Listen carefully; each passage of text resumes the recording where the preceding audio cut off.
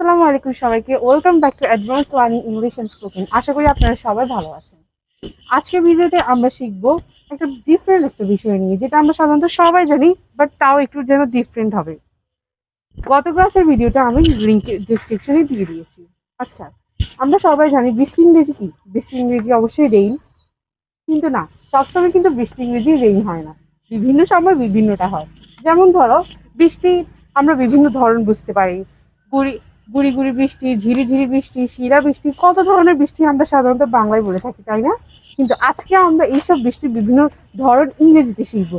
এইসব ধরনের আলাদা আলাদা ডিফারেন্ট ডিফারেন্ট নেম রয়েছে। চলো যাই, তাহলে আজকে আমরা শিখে নিই ওই ভিডিওগুলো। আচ্ছা, যখন বৃষ্টি মাত্র শুরু হয়েছে তখন আমরা বৃষ্টিকে কি বলবো? আমরা বলবো ইটস স্পিডিং।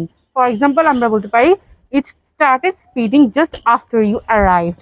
অর্থাৎ হচ্ছে কি, তুমি আসা মাত্রই বৃষ্টি শুরু হয়েছে। আবার যখন ঝিরিঝিরি বৃষ্টি বা অথবা গুড়ি গুড়ি বৃষ্টি হচ্ছে, তখন আমরা ইংলিশে এটাকে কি বলবো? তখন আমরা বলবো ইটস ড্রিজলিং।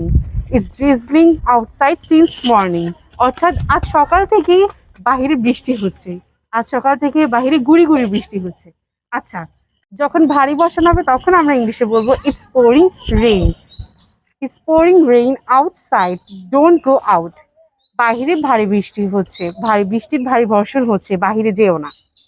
এছাড়াও যখন শিলাবৃষ্টি হবে আমরা তখন বলবো it's hailing. It's hailing in the coastal area, it's hailing in the mountain area. পাহাড়ি অঞ্চলগুলোতে শিলাবৃষ্টি হচ্ছে।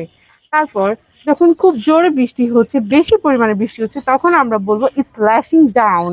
মানে ইটস ল্যাশিং ডাউন মানে প্রচুর পরিমাণে বৃষ্টি হচ্ছে। It's lashing down as so I got drenched. আমি ভিজে গেছি যেহেতু প্রচুর পরিমাণে বৃষ্টি হচ্ছে বাহিরে। এরপর আমরা আরো বিভিন্ন ধরনের ফ্রেজও ইউজ করতে পারি। যখন ধরো টানা বৃষ্টি হচ্ছে আর বৃষ্টি থামছে না, তখন আমরা বলতে পারি it's raining cats and dogs. কি ভাবছেন, এটা মানে কি? বাইরে কি কুকুর বিড়ালের বৃষ্টি হচ্ছে? একদমই না।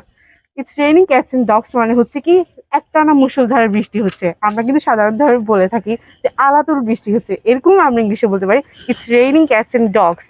Yesterday I went to my granny's house since it's raining cats and dogs. আমি আমার নানির বাড়ি যেতে না যেতেই মুষলধারে একটানা বৃষ্টি হচ্ছে।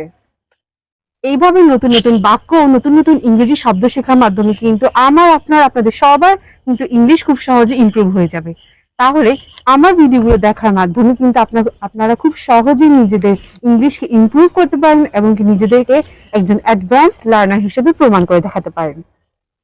তাই আমার ভিডিওগুলো ভালো লাগলে আপনারা আমার ইউটিউব চ্যানেলে সাবস্ক্রাইব করতে ভুলবেন না এবং ফেসবুক চ্যানেলে ফলো করে দিবেন। আর আমার ভিডিওগুলো আপনাদের বন্ধু বান্ধব ও পরিবারের সবার সাথে শেয়ার করতে ভুলবেন না। আসসালামু আলাইকুম, সবাই ভালো থাকবেন, আমার পাশে থাকবেন, সবাই দোয়া করবেন আমার জন্য।